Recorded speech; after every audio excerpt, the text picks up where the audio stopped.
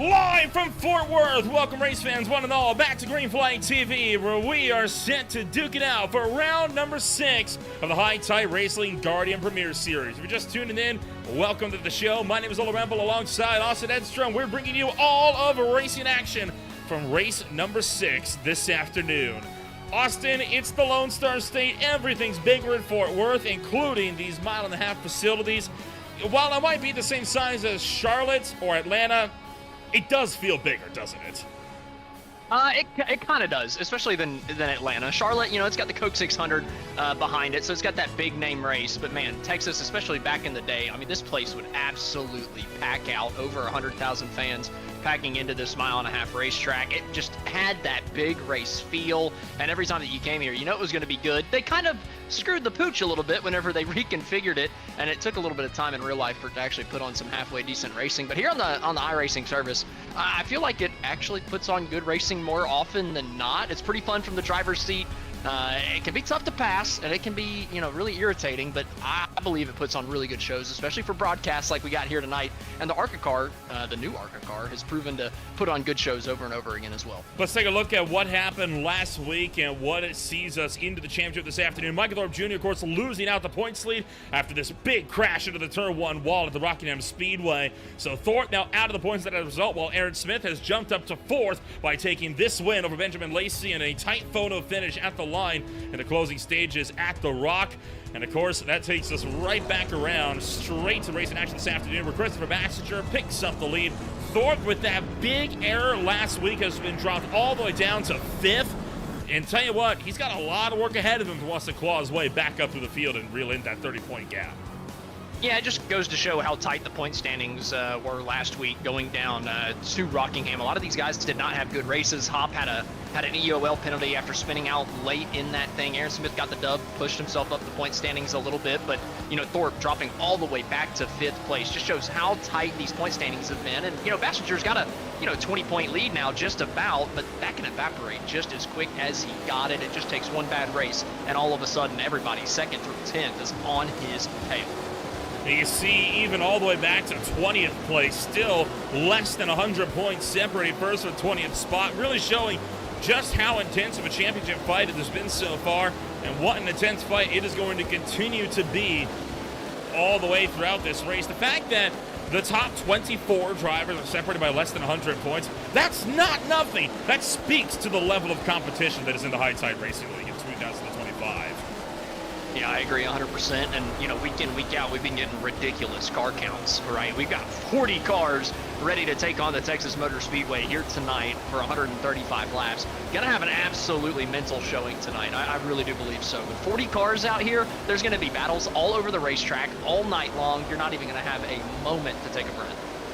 Not one moment indeed to take a breath this afternoon, as the field is working their way through the last stages here of of their warm-up sessions. And again, what a time we are in for this afternoon, and what an awesome race this is getting set to be. Practice results, of course, it's still tight at the top of the boards in practice, as you see drivers like Bassinger up on top. This is, of course, again, only the practice times, but again, top 10 separate with 0.2 of a second. It's going to be a tightly knit pack this afternoon. Yeah, everybody running right on top of each other for the most part. Looking at the top little bit here of the practice times. Bassinger, your points leader, looking like he's got the best time set so far in this little practice, or warm-up session, I should say, but practice session from earlier. So that was actually the longer practice session. And Bassinger, he's got a decent gap over 2nd place, and then just following down into the teens and through the 20s, just seeing how close it is. But look, the top 30 only separated by 0.4 of a second. And that's after, I imagine a lot of these guys joined a little bit later in that session. There's already been rubber laid down on the racetrack. The track temperature changes, so you may not be able to run the same lap time as the leader of the practice session, because I'm looking at the top 20 in qualifying, and they're all within 0.2 of each other. So this field is going to be all up on top of each other all night long. And we'll see how this field will line on up for the next 130-odd laps as we are set to duke it out once again from Fort Worth, Texas. Started on pole position this afternoon. It's going to be none other than last week's winner, Aaron Smith, with the PT Autosport number 70 Yellow Vision Chevrolet with a 29.046 at the height of the field. Just 9 thou off the mark beside him is old school racers Jaden Hopp. That is then followed up in row number 2 by Nick Nickerson out of the Western States, alongside Golden Guard Autosports driver Austin McGill. Row 3 headed up by Jeremiah Hobbs of Midwest Motorsports, alongside Unhinged Racing's Matt Crockett. Row 4, John Osborne for 785 Racing alongside G&W's Wyatt Walker, and that is then headed up by Dalton Kilroy from FRD Racing, and current driver 5th place in the points, Michael Thorpe Jr. First driver out of the race last week, today looking for redemption. He starts in 10th. Lining up in row number 6, we got Brian Zimmerman out of the Mid-South, and Noah Blackwell is going to be starting on his outside in the number 18 machine. Then looking back at row number 7, we got Brian D starting on the inside with Benjamin Lacey, the guy that lost by just 100th of a second last week, going to be starting in the 14th place position. Christopher Bassinger, your points leader, starting in 15th with Michael Keithley on his outside in 16th for old school racers. And then looking back one more row, Ethan Sikorsky starting on the inside in 17th, Nicholas Coruscant in 18th place. And then rounding out the top 20, we've got Curtis Yancey and David Leakey. Moving on back to 21st, it's going to be Sean Williams alongside Adrian Loya. Then 22nd, it's Joe Anise alongside Jason Greenwell on row 12. Row 13, headed up by Kyle Wellman and Connor Gibson. Row 14, Scott Shire and Dustin Ping. And then row number 5, the top 30, headed up by Matt Sotomayor and Kevin Foster. Row 16 is going to be Tanner Marr in the number 44 with Paul Sathmary in the 32nd place position. 33rd is Mike Massengill with Caden Garugilo in 34th. Eddie Hagge in 35th place with Ty Marasco lining up in 36th. Larry Bell lines up in the 37th place spot with Zachary Warham on his outside in 38th. And rounding out the field here tonight in row number 20 is going to be Michael Ashmore and James Afal. So that will then take us around to the start-finish line this afternoon. The field is set. They are stacked. They are racked and ready to rumble this afternoon from Fort Worth, Texas. We're happy you're joining us for more racing action here on this absolutely fantastic Monday afternoon. We'll enter the Geico Restart Zone. It's time to go, go, go in Texas! This week, Aaron Smith starting on the inside of row number 1. Not one of those racetracks where the outside's better on the initial start, so Smith going to be able to easily take that race lead down into turn number 1. They are 2 by 2 all throughout the field. A little bit of 3 wide. They're just outside of the top 5 coming out of turn 2. Off of turn number 2, down the back straightaway. This whole field, fanning out, multiple rows deep, has been thundering down in the round. In towards turn numbers 3 and 4. Smith leads the way to close out lap number 1, but they are 3 wide behind him as they come across the start-finish line to close out lap number 1. Nick Nickerson got a pretty good jump on that restart. He's gotten himself up to the 2nd place position, but he's got a challenge from Jeremiah Hobbs down on the inside coming out of turn 2. Both those guys settle out for 2nd while they keep racing hard behind. One car with not a great restart or start to the race there. Jaden Hobbs started in 2nd, now back to 4th after just a lap and a half. Not the start that Jaden wanted after that late race spin last week.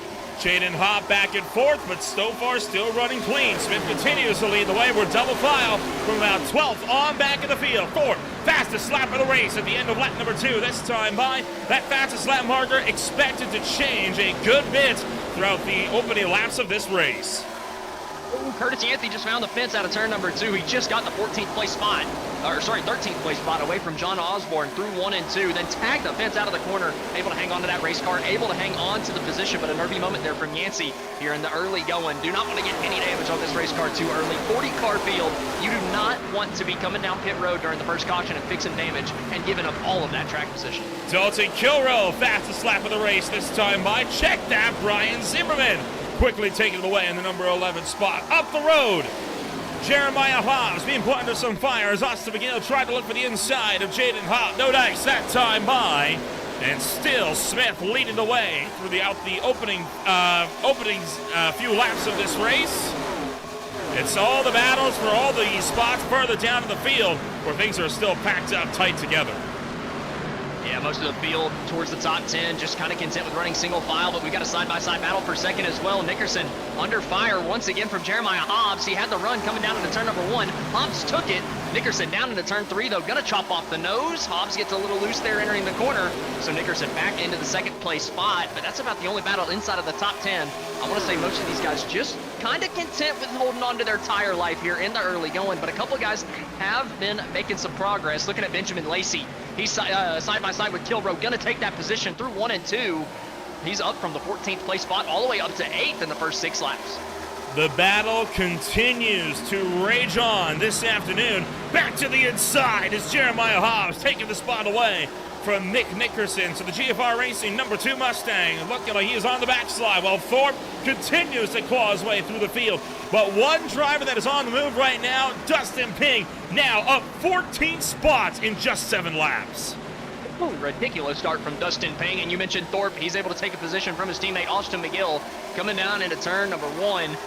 And then now there's a side-by-side battle right behind those two as they head down into 3. Matt Crockett gonna take the position, or hold on to the position from Benjamin Lacey, I should say. Lacey couldn't quite get the move done. Kilrow almost hitting the wall right behind him. Up towards the front of the field, though.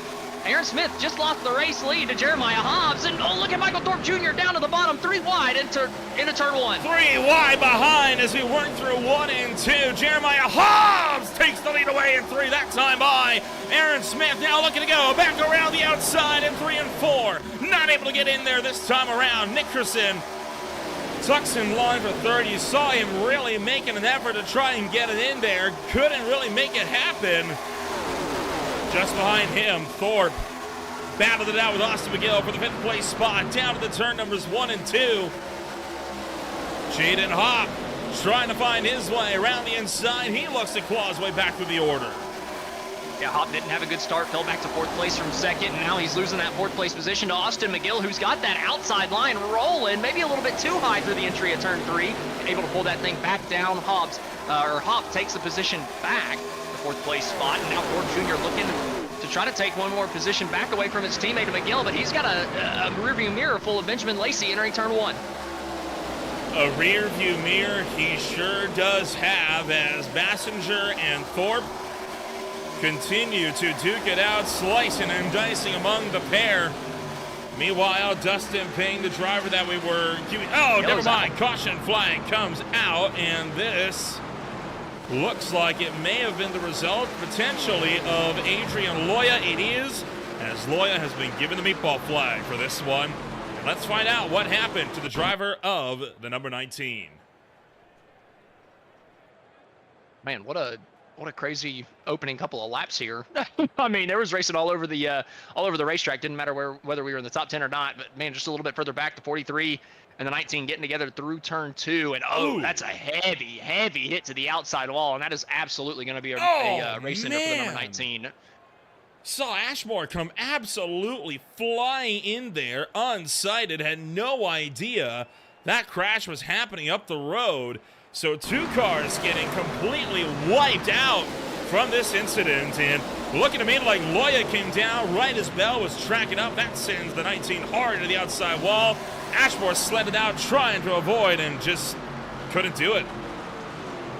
Ooh, and Aaron Smith coming down pit road, the only driver in the top 8 or so that decides to come down.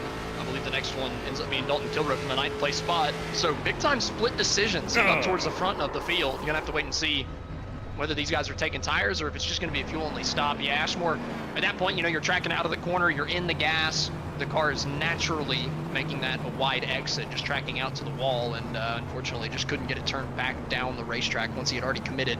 Looks like Aaron Smith, though, only getting gas, so he's going to lose a ton of track position just to add a little bit of gas to that thing. He's not the only one, though. I would say good half of the field is in this time by for fuel only. 20th place on up, staying out. Everybody else in for fuel only, save for Dustin Ping, who has taken tires. Bassinger takes tires too. You know, Ashmore in the chat saying he got on his brakes coming out of the corner, thinking that the car wrecking was going to stay up, and unfortunately he got on the brakes just a little bit too hard, and that front end just stops turning. So tough break for Ashmore. He honestly didn't really do too much wrong there, just wrong place, wrong time coming off the corner, and unlucky with the brakes. You know, Texas Motor Speedway, a racetrack that, boy, it is not immune to the big incidents that we see at other mile-and-a-half racetracks like Atlanta, like Kansas, and especially like Vegas. And One driver that is not immune to that is Dustin Ping, a driver that is more than familiar with how quickly things can go wrong. This is what happened to him back on April 8th of last year, the last time he raced at this racetrack, when he got flung up into the catch fence in a Gen 4 car in the Legacy layout. I mean, this is one of those race tracks, right? Anything can go wrong in a heartbeat at Texas Motor Speedway. Holy cow. You've got replays loaded up from last year? Something new we're trying out. I come back from a 2-week hiatus, and you have completely morphed the channel into something unrecognizable in the best way possible. The first time we've actually done that. It's something new. I hope I'm going to be able to keep doing that from week to week. It's incredible. I absolutely love it. But nonetheless, more focused on the race this week. Hopefully Ping doesn't have a recurring nightmare of Texas here. Hopefully that doesn't happen again for the guy. But looking back at the front of the field, Hobbs, Nickerson, McGill, all these guys staying out on the racetrack. Hobbs had the race lead. He's choosing the outside for this restart. But you had mentioned about half the field had stayed out. Your driver that had been in the top 5 that decided to pit was Aaron Smith. He's going to be restarting in the 21st place position. So literally half the field staying out on the racetrack, half of the field coming down pit road. Aaron Smith, the first guy off with more fuel in that thing. I would say half the field with an asterisk. 2 of the cars at the bottom half had to tow to pit road because they had broken motors, for obvious reasons. Well, I'm going to count them for simplicity's sake. For simplicity. They, they had to come down. They came down pit road, didn't they? They either towed or came down pit road. So you're not wrong. You're not wrong. Jeremiah Hobbs coming back around to the start-finish line, this time by. And he will look to start things off once again as the field takes to the green flag.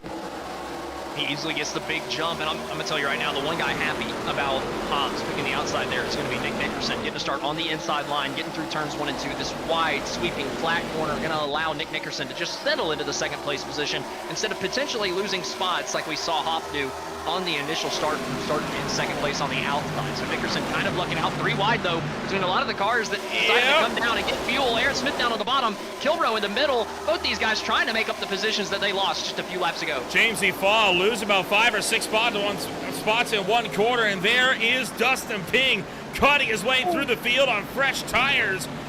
Fresh, granted, only by about 10 laps or so, but fresh nonetheless. And you see how quickly he started to cut his way through. One car catches the fence just up the road.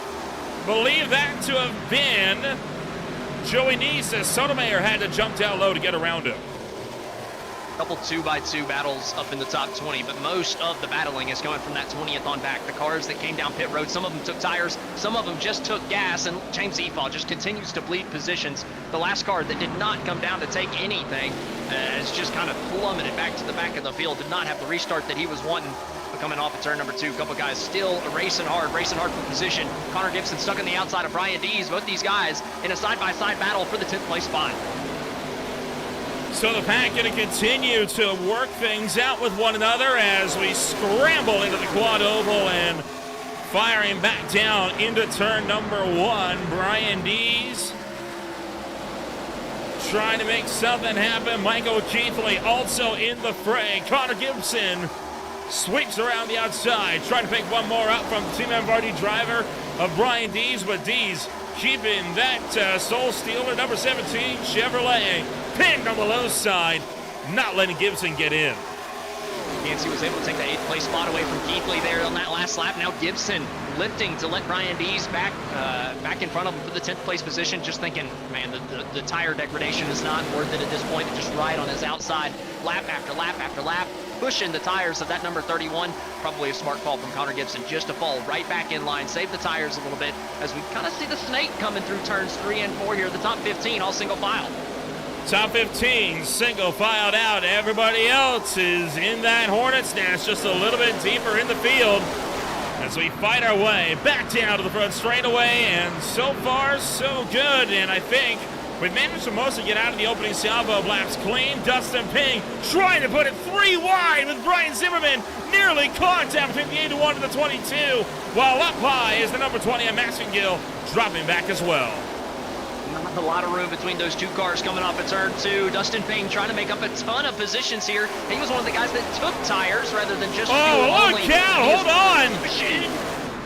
Passing the grass there for Sean Williams, cutting across One of the dog legs, making it 3 wide. Contact with up the track goes Massengill.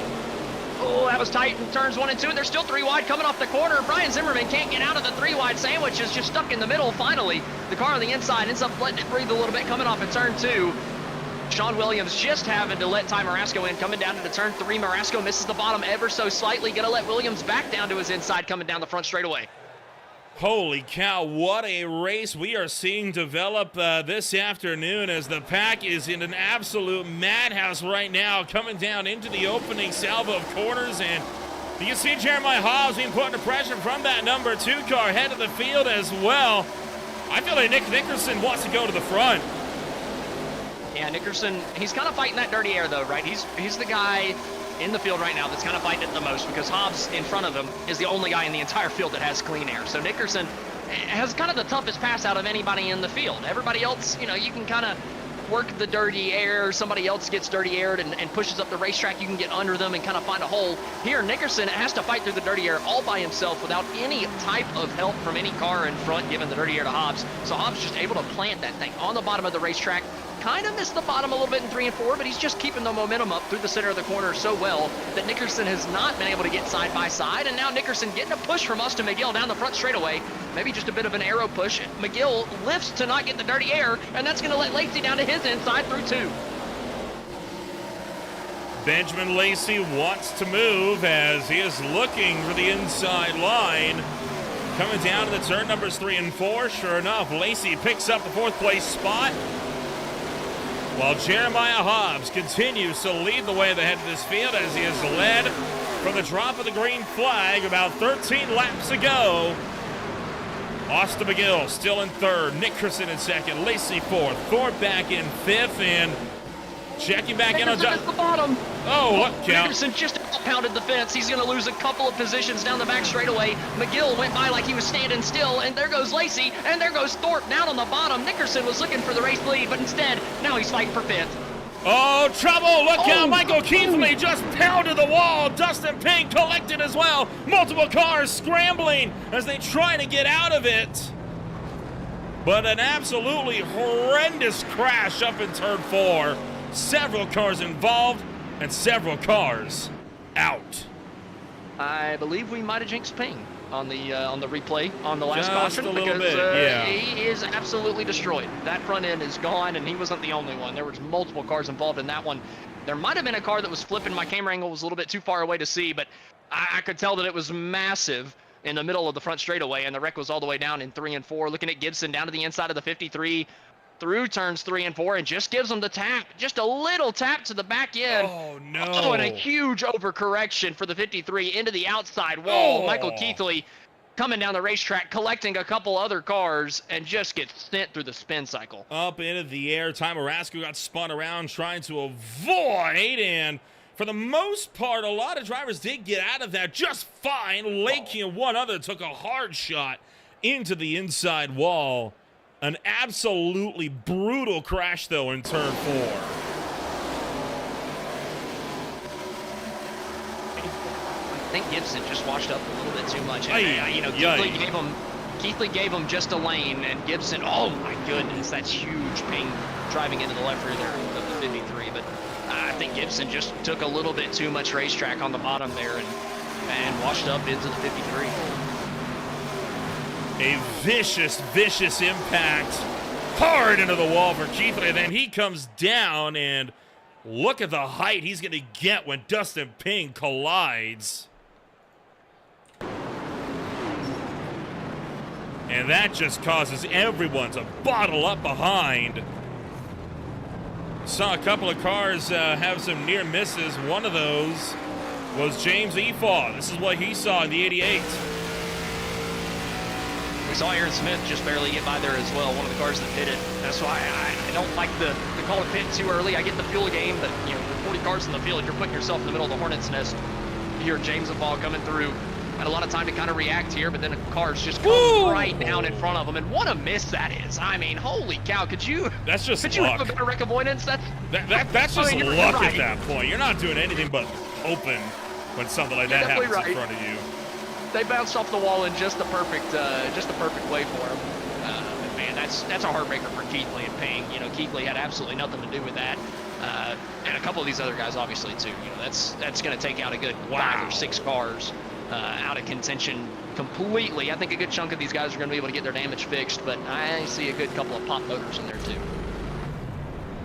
Several cars involved in, by far, the biggest crash of the night so far. So not quite anybody up and over, but, boy, they tried with Keithley getting T-boned a few times. Yeah, Keithley, I just saw him get sent through the spin cycle from my camera, and I thought that maybe he had gotten on his lid, but you know, ultimately it doesn't really matter at that point, right? Your engine's blown. It doesn't really matter if you start flipping or not. It's a big negative on your day anyway. But now, I'm kind of surprised Gibson didn't get the EOL. He's sitting in second place for the restart. Well, did he claim it? Is the big question. I guess not, but he was definitely the cause of it, so I'm kind of surprised on that. Well, I'll get back to it. Let me put it this way. I'll get back to it if the discussion comes up again. Let's put it that way. I don't know. He kind of caused that. Now he's starting second, so, okay. Well, I'm sure he's not complaining about it as the field will work into the Geico restart zone. Green flag drops, and once again, we take off towards turn number 1. A lot of mixed strategy once again, letting Curtis Yancey start up on the front row here for this restart. Kilbro, one of the guys able to get through that whole mess after pitting earlier. Going to be able to cycle through into the second place spot. Aaron Smith now on the outside. Looks like Jeremiah Hobbs wanting those positions back after he just gave up the race lead to come down pit road. Looking to the inside of Aaron Smith, trying to take P5 back away, or sorry, P4 back away. Look out! He's going to shut the door on Aaron Smith going into turn number 4. Almost put him in the fence. Bobbled big time off the apron in turn 4, and I thought for sure we were about to see him get right rear hooked into the wall. Oh my goodness, somebody has just died in turn 1. Just like Noah Blackwell, I think, just got right rear hooked. Oh, that was huge. That was huge. I thought Keithley's hit was big. This was so large coming down into turn number 1. I've never seen a car turn right so fast. Texas will get you, man. It's one of those places, right? Everything's bigger. And unfortunately, that includes the wrecks as well to a degree. Oh, yeah. Holy he definitely cow. just got right reared. Oh, I mean, that's hard. Oh, my gosh. Not quite nosing it in, so maybe he can... no, that thing's destroyed. Man. that thing is destroyed. This will be at speed. Hang on. This is not going to be a pleasant ride. Oh, boy. Goodness. We got a Carson Hocevar impersonator in here. Who was that? Who's that got in his right rear? That was a massive. Vicious impact. That was Paul Satmar in the number 24 that got him, who now runs in 16th. And, you know, Satmary's definitely thinking he's going to turn down in the corner a little bit earlier here. Oh, but, I mean, Satmar's car doesn't even move. No, I just mistimed the turn in ever so slightly. You know, I think Satmary's going to feel bad about that. Ultimately, Noah Blackwell did. He didn't run the same line as the guys in front, but it's not like he was way off, right? He was off by about half a lane on the turn in, and unfortunately, that's all it took for him to get right reared into the fence through turn 1.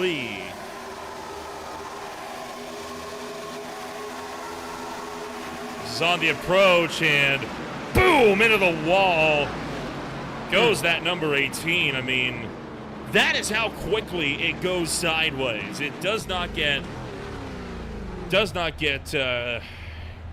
more clear than that. And Paul Satmary going to be sent to the tail of the field for causing that.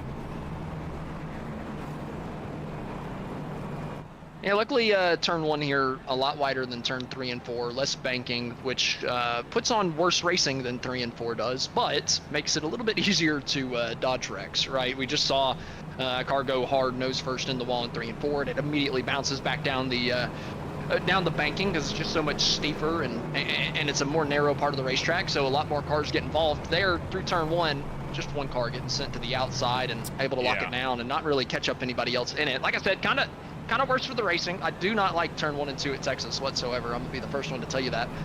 But it does allow you to kind of dodge those heinous wrecks like that. No kidding. This is, of course, the second time that the High Tide Racing League has raced at the newer configuration at Texas Motor Speedway. We were here in this newer layout for the inaugural season. We were at the Legacy layout for Season 2, where we ran the old Gen 4 cars. It was one of the few big-name NASCAR tracks that was not on the calendar for Season 3, so returning after a one-year hiatus. Yeah, and I like Texas, right? It's kind of growing on me, right? Like, I absolutely did not like this racetrack whenever they repaved it, and I still think that the reconfiguration was done poorly, and the people that came up with it should probably be fired. But the track is aged halfway decently. They probably need to smooth out that bump in 3 and 4, as long as the next gen cars have the flat underbody that's going to bottom out over all the time. But on iRacing, it races well. On iRacing, which races very differently to reality. Mm-hmm. I agree with you. It kind of works in iRacing. There's less dirty air in iRacing, right? In real life, you have to fight it more than you do in iRacing. That's one thing I'm kind of happy that iRacing doesn't model completely realistic, because the racing would suck if we had the same amount of dirty air. So we kind of get a little bit better showing, but nonetheless, it races good on iRacing. So I'm okay with calling one here. Real life, not so much. Field getting set to go once again. Curtis Yancey now leads the way, and the number 51, he'll jump in the restart zone. And already clear by 2, down to the turn number 1. Connor Gibson and Dalton Kilrow sitting just behind, side by side for second. Coming out of turn number 2, both these guys still fighting for the second place spot. Hobbs trying to find a place to go. He looked like he was thinking about taking the middle there. Kilrow kind of covered it off, coming off of the wall. Still side by side for the second place position. And now for fourth as well. McGill to the outside of Hobbs, trying to take that spot as Kilrow is still trying to get past Connor Gibson for second. An aggressive dogfight being had as it stands, as the field takes off at a turn numbers 1 and 2. Connor Gibson still very much in the mix, trying to make some moves happen down the back straightaway and into turn number 3, sorry. Yancey continues to pull clear while they're side by side behind like it's a high-speed pace lap. McGill made a big move out of turn 2. Gibson had to lift there in that side-by-side battle for second. McGill had the run on the outside, got clear of Gibson for third, and now looking into the inside of Kilrow for second place coming down into turn number 1. But these guys side-by-side, still side-by-side behind him, as well as Gibson washes up the racetrack. Aaron Smith trying to get to his spot, and Benjamin Lacey almost clovers them both, able to get down the racetrack, but 3 wide, entering turn 3, and Gibson just stuck on the outside, but nowhere to go. 35 laps in the books, 100 to go, as they nearly come together again in the quad oval, that time through. Smith, Lacey working the bottom side, Gibson, Dees working the top. Turns 1 and 2. Look at Curtis Yancey going defensive down the back straightaway. Dalton Kilrow with a run up top, trying to go back to the point, while McGill and Hobbs maintain the run to the main pushers. Yancey did not have a good 1 and 2, had a terrible run coming out of turn 2, letting Kilrow get to his outside. He had to throw the block on McGill and somehow was able to hang on to the lead through 3 and 4, just hugging that white line down on the bottom of the racetrack. Kilrow now through the center of 1 and 2, maybe running it a little bit too hard, a little bit too heavy on the throttle, letting McGill finally clear him for second place. And McGill now has the side draft on the right rear of Yancey, trying to take the race lead for the first time tonight. Round the outside goes Austin McGill. He will side draft Curtis Yancey. Yancey falls back to third. And let the battle for the lead commence as Curtis Yancey tries to hang on to second. Down to the turn numbers 1 and 2 and back around to 3 and 4. The sun continues to set ever closer to the horizon. Contact and hard into the ball for Yancey. And Yancey, he had lost the clean air there, and the first time he got the dirty air, he just got too tight. He's on the older tires. A lot of these guys have come down pit road, put on some fresh rubber under one of those cautions. Yancey not one to do so, and he found the fence coming out of turn 2, and now struggling once again against Kilrow as Aaron Smith trying to find a way past both. But again, we're side by side for the race lead. Hobbs down to the inside of McGill, entering 1 and 2. He's washing up the racetrack door to door, do turns 2, almost contact between the two, but McGill has the better run off the corner. He's going to hang on to the lead as we're just about 4 4 wide further back. Holy cow, it is all kicking off like it's overtime, and we got almost 100 laps to go. Someone's got to be telling these guys, hey, there's a lot of race left. We don't need to be going this hard this early. Not like I'm complaining. We got a lot of excitement on the racetrack right now. So long as we can keep this action up, I'm not complaining in the slightest. But again, that sun, it's almost getting the driver's eyes as they come out of turn number 4 there. It is getting later in the evening. Oh, triple back straight away. Big crash on the back. Wyatt Walker goes for a spin, and he will put us under the yellow flag now for the 4th time tonight. He made contact with about 2 or 3 other cars. That could have been much bigger, and it probably should have been much bigger, being in the middle of the back straightaway, in the middle of the pack. Somehow, just ends up being Walker going around. Going to check the replay. Coming off of turn number 2, looking at that green and white number 71. On the outside, honestly, he just didn't wash up the racetrack like he probably should have. Ended up getting caught from the back. I believe that's Bassinger that he ended up popping back into. I think Bassinger got his rear end coming off of 2. Expected some more speed from Walker coming off the corner. But Walker didn't quite use all the racetrack, almost like he was kind of defending the position a little bit heavily. I'll need to see another angle of that just to be sure my eyes aren't playing a trick on me. It wasn't loose. I don't know what was going on there. He just didn't use all the racetrack coming off the corner, and clearly the car under him expected him to use all the racetrack, and they made some contact at the same time that Bassinger got into the back bumper.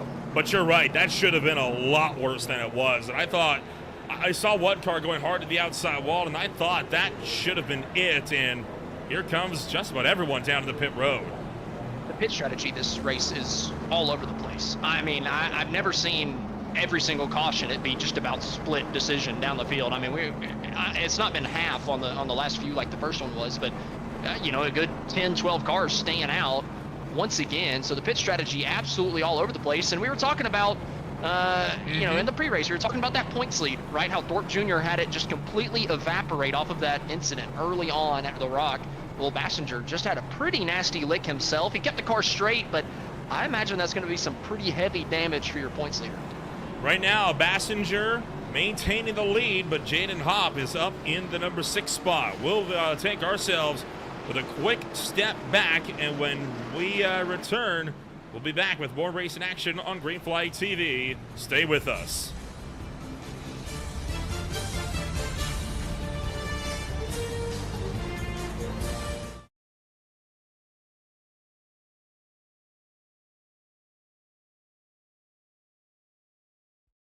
Racing isn't easy, but experiencing it is.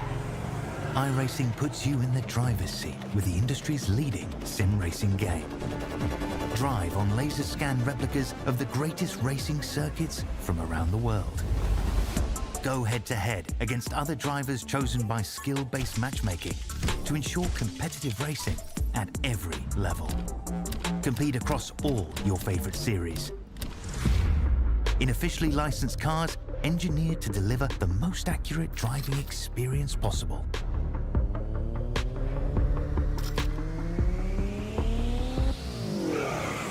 Join a race or host your own with players from across the globe.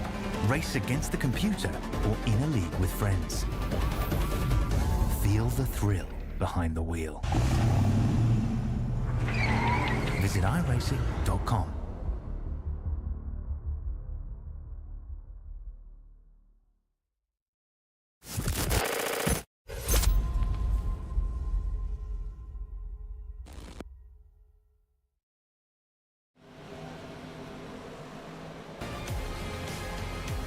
Welcome back to Green Flag TV, getting set to return to racing action here this afternoon with the iRacing pace car set to make its dive at a pit road, this time by Zachary Wareham. Has been sent to the tail of the field, I do believe. We are waiting for official confirmation, but we do know he does have a black flag. So UL for the incident and an actual black flag for pit road violations. Well, and I got to point out, too, we had another wreck after the yellow flag. Bassinger got turned. Actually, he turned himself after the initial wreck, and Mike Bassinger completely dies under caution, and his race is destroyed. So the field continues to have their moments. Green flag back into the air. We'll try to get a look on that other incident when we get the chance, but for now, this field taking off. Yeah, McGill easily through to the race lead. It just seems like the race leader here at Texas has a huge advantage on these restarts, but side by side for second. Lacey to the inside of Hobbs. Still side by side, trying to side draft, coming down to the turn number 3. Hobbs just drives it in on the outside of the corner, and he's going to easily be able to clear for the second place spot, almost getting to the outside of McGill and just about putting himself in the fence. But look at that run. He goes through the dirt ever so slightly through the quad oval, and he's going to get to the inside of your race leader, and he's going to take it down into turn 1. Straight back to the point is Jeremiah Hobbs able to make the lunge here on Austin McGill. Michael Thorpe Jr. gets into the mix as well. Benjamin Lacey and Nick Nickerson still waiting in the wings. Matt Crockett trying to go around the outside. Zachary Wareham has still not come down to pit road to serve his penalty. He must do that soon, and he's going to do it here. So Wareham is in to serve his penalty, and now the rest of the pack working their way around through turns 1 and 2. One car slowed up, though. Sean Williams slowing big time and nearly gets run over by Kyle Wellman. 3 wide down the back straightaway. Hop down to the inside, getting a huge shove from the 51 down into turn number 3. 3 wide, Aaron Smith stuck in the middle. So is Sean Williams trying to just get out of the corner. A-OK down the front straightaway. Oh, a little bit of door contact. Aaron Smith says, I am coming through, and you're not doing anything about it. A little bit of a door check. One car going wide on the front straightaway, but Smith's going to take a couple spots. Jeez Louise, the amount of fighting going on in these race cars is absolutely immense right now, as we're back at a 3 and 4. So still Jaden Hopp trying to close up to some of the big front runners, while drivers that did not come down the pit road under that latest yellow flag are steadily getting cycled through by drivers on fresh rubber. Hobbs continuing to lead the way, but here comes Michael Thorpe Jr. again seeking some of that redemption after he found himself going into the outside wall in turn 1 last week. Now looking for the lead. Yeah, the points leader stuck back in the 27th place position with some damage to that race car. Thorpe has to be thinking, hey, this is my opportunity to get back towards the lead of the points. And he's up in the 2nd place position near the lead of the race. Looked like he was going to go up there and challenge Hobbs for it, but Hobbs, over the course of the last lap, has stretched that lead out ever so slightly away from Thorpe Jr. Thorpe with a good run out of turn number 2, trying to close it back now, but Hopp a little bit further back, down to the inside, trying to pick up another spot inside the top 10 as McGill trying to recover from that poor restart, right? He got clear for the race lead, but has immediately dropped back to the 5th place spot. Several drivers right now are in a pretty big struggle as far as things go. They are really trying to, well, Curtis Hands in particular, having a big struggle with his internet connection right now, trying to get that flash back into line. But you can see how much everyone behind is still struggling. Larry Bell is now on the pit road, while Smith goes around the outside of Crockett. Smith continuing to show why he's one of the dominators in this series, continuing to push his way up towards the front of the field. Probably made the most passes in the race so far at this point. The number 70 of Aaron Smith ripping it around the outside into the 9th place position. Hopp, though, is doing a little bit better of a job right now, all over the back bumper of Curtis Yancey, trying to get up to the 7th place spot as Yancey is still challenging Kyle Wellman for 6, but up towards the front 5 have somewhat single filed out and actually pulled away from 6 on back. There's about a 6/7 of a second gap to the 6th place position. We got the side-by-side battle here for 2nd place. Thorpe had a heck of a restart up to 2nd place, but Benjamin Lacey is thinking, I want to take that 2nd place from you. Coming off of turn number 2, not going to quite have the run to be able to do it, but he has a bit of an air push coming down the back straightaway. Getting back down the insiders. We're looking at Blackwell. Look at this. Through 3 and 4. I'm sorry, that car needs to get off the track. Look at how far sideways that thing is. That is not a safe car to be out there. He needs to get down to pit road to get that fixed. I have no idea why Irisy is not meatball flagging that car. Yeah, I can't believe that thing is legal, but I mean, hey, he's trying to pick up some extra spots. It's just definitely going to be a bit of a roadblock down the back straightaway here. It kind of looks like Sam Hornis Jr. that one year at Charlotte, except his car was not destroyed, and it was intentionally built that way. Here for Blackwell, obviously had the big wreck earlier, just crap walking. Found the incident, by the way, I believe, under the yellow flag. What happened to Darling and Bassinger? There was the second impact, and there you see the 95 being spun around and up into the wall. Big time for the number 20. That was the secondary crash. Paul Satmer went for a spin as well. That was what we did not see under that yellow flag. So it continued on into turn numbers 3 and 4. But it was definitely started off by that initial crash with Wyatt Walker. Yeah, it was like Bassinger didn't know that there was a car to his inside after the initial wreck, and unfortunately turned across the nose of the driver down on the inside of turn number 3, caused a little bit bigger of an accident, and you can see Bassinger coming down pit road here down the back straightaway. That's your points leader. Might be calling it quits a little bit early.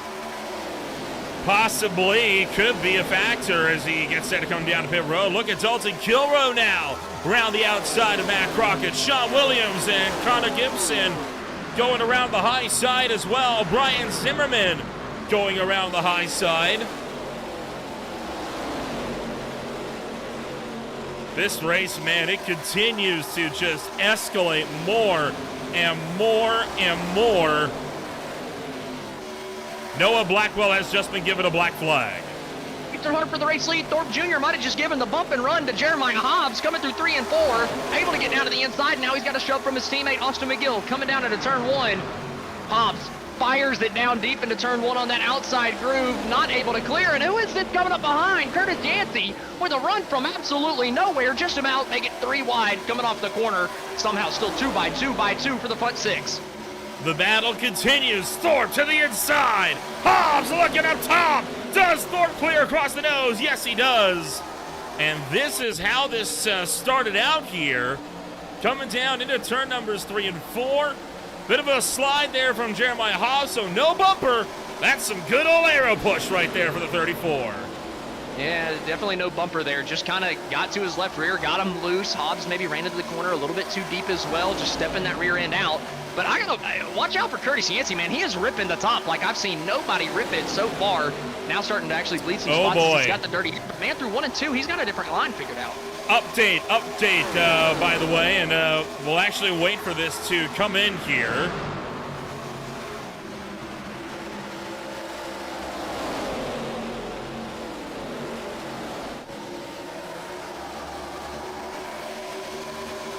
It is for Noah Blackwell, who has just been disqualified. Failure to serve a black flag penalty. So Blackwell, he was black flagged by race control. Race control said you have to come down and serve, not come down to serve a penalty. You have to come down and fix the damage because of how much you were crab walking. He refused to come down to pit road. He was given a 90-second stop and hold. He didn't serve the stop and hold, and he's now been disqualified from this race as a result. We're 3 wide down the back. Yeah, still tight racing. I mean, this race has had no shortage of action. I mean, this is the top 7, top 8 right here, all under a blanket, fighting for everything they got. Hobbs, though, starting to go backwards. He was just in the race lead doing great, but now he's starting to fall as finally that disqualification flag has popped up towards the top of the screen there for Noah Blackwell. And yeah, I feel for Noah. I get that he was trying to just, pick up as many spots as possible with the damaged race car. No fault in trying to get some points, but man, that thing was a danger, right? And it wasn't his fault. It was just the fact that the car was so broken. You're asking a lot of these guys to be able to get around a car that's, crab walking as serious as it was. I've had my fair I've had my criticisms of race control for this season, but that is one instance where I absolutely agree with race control. It's about predictability as well. When the car looks like that, you have no idea what it's going to do next. You have to get it fixed. There's no excuse for it. And Thorpe clears for the lead around Aaron Smith. Look at the battle we have here for the spots further on down. Lacey just about on the apron, picking up a couple spots. Hop to the outside, trying to battle around the outside of him. Aaron Smith has gotten himself all the way up to the second place position, all over the back bumper of Thorpe as well. So Thorpe, he came up here, challenged for the race lead, took it away, but man, he's got a challengers behind him. And the tightest 3 wide through 1 and 2. Yancey got a little sideways. I can't believe that these guys are keeping it off of each other. This is fantastic racing in the top 7. They were 4 wide offset there for a brief moment, while Nick Nickerson makes the move on Aaron Smith, the inside of 3 and 4, pushing him up the racetrack. No dice that time by What a fight these drivers are having, though, this afternoon. Holy cow. An absolute slugfest. Up the track goes Aaron Smith, nearly wiping out the number 2. Yeah, Nickerson down to the inside, pushing Smith up the racetrack, and don't look now, but a couple more cars are starting to get themselves within the battle of the top 8. Dalton Kilroe starting to run them down. Brian Zimmerman as well in the 10th place position have caught up to this front pack. And I don't know if it's just the draft on these things or the different tire strategies or a mixture of both, but it has kept the racing absolutely entertaining as hell. I mean, Thorpe has not been able to get away, and we've got 10 cars within a second of your race leader about 20 laps into a run. And nearing that halfway point as well in this race, so it's not going to be long before drivers start to have to start thinking about towards the end of this race as well, right? When do you want to make any kind of big moves? Further down the field, still got battles as well. Sean Williams trying to go around the outside of Brian Dees, so doesn't matter where you look, always something going on. Yeah, I said in the pre-race you weren't going to be able to take a breath during this race, but I was really hoping that I was going to be able to take a couple breaths. I mean, this has been absolutely ridiculous. Side-by-side racing all throughout. Yancey just clearing Benjamin Lacey for the 5th place spot, coming down the front straightaway. I mean, just barely clearing the nose. Now Lacey's stuck on the bottom side as Hobbs. Again, he was leading just a moment ago, fell back to the 8th place spot, now up to 7th, trying to get another one from Lacey, who got a little sideways there through 2. And Bassinger still limping down on the bottom of the racetrack after he's gotten some more damage repaired to your points leader. Just trying to limp it around and take as many points as he possibly can. Side by side again, though. Lacey not willing to let that 5th place position go without a fight. He's trying to take it back from Yancey. All of this being the longest green flag run that we have had so far this afternoon. Somehow, Aaron Smith now looking for the outside of Thorpe. He wants to make a lunge at it. Just could not make the outside of turns 1 and 2 work. It's just way too flat through 1 and 2. If you get the right line, you can maybe do it, but it is just so easy to overdrive the middle of that corner and just have to breathe the throttle through the center after it looks like you did everything you possibly could have to get to the outside. Smith had to breathe the throttle a little bit through 1 and 2 the last time. Here, coming down the front straightaway, another big run to the back bumper of Thorpe Jr., trying to find a little bit of clean air, going high at first and then sweeping back down to the bottom. Whoa, look out! Thorpe was sideways. You saw the smoke sputtering off the right rear, and here comes Aaron Smith to the inside. Thorpe blocks it, and now the 70 around the outside trying to take the race lead. Trying to go around the long way here as Thorpe got loose out of turn number 2. The PET Autosport number 70 back to the point, trying to go back-to-back for wins, and looking to be take his 3rd win of the season as well. For that number 70 entry, not able to get it done. Looking for the over-under now through turn 2. For Aaron Smith to be able to get the inside of Thorpe. Thorpe shallowing it up down the back straightaway, but the over-under went high, then came low for Aaron Smith, looking to finally take the race lead through 3 and 4, but Thorpe is hanging on. He's hanging on to the right rear of the 70, and he's still side by side coming to the stripe. These are 2 drivers that have been caught in some intense races for the lead before. The most notable of those, Austin, I think you know the one I'm talking about. Darlington Season 2, where they were beaten and banging like it was 2003 coming to the line. They were able to survive then. They're able to survive now. Thorpe somehow retains the top spot.